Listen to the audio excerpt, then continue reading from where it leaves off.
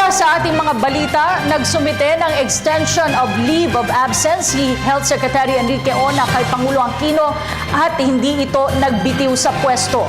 Ayon kay Deputy Presidential Spokesperson Abigail Valte, nagbigay ng paliwanag si Ona sa mga kinukwestiyon ni Pangulong Aquino. Ayon pa kay Valte, kailangan palawigin ang leave of absence ng kalihim upang bigyan ng sapat na panahon ang investigasyon kaugnay sa immunization program ng DOH. Ang detalye sa ulat ni Elena Luna.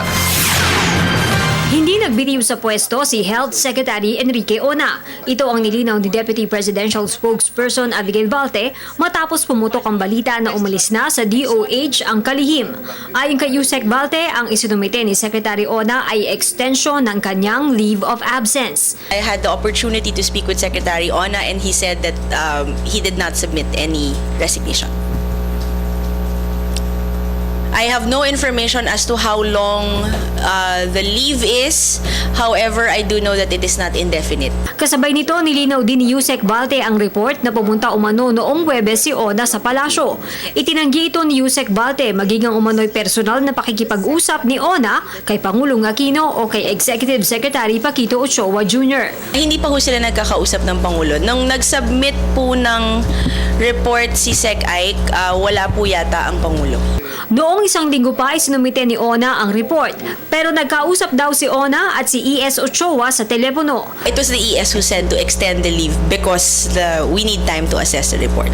Ayon rin kay Yusek Valte, kinailangang palawigin ang leave ni Secretary Ona para na rin bigyan ng karagdagang panahon ang investigasyon sa immunization program ng DOH. Now that Secretary Ona has given the answers to that, it's now time for the President to assess the answers that have been given to him and also to perhaps propound additional questions. The way that it works with the President is that he really has to go through it to see if the data that has been submitted to him sufficiently answers his questions. At this point, it would not be healthy to continue to speculate on the status when the matter is quite clear, and that we would encourage everyone to just afford the time for the assessment. Habang nagpapatuloy ang investigasyon, nanawagan ng palasyo na hintayin na munang mabuo ang report. Para sa Telebisyon ng Bayan, Elena Luna.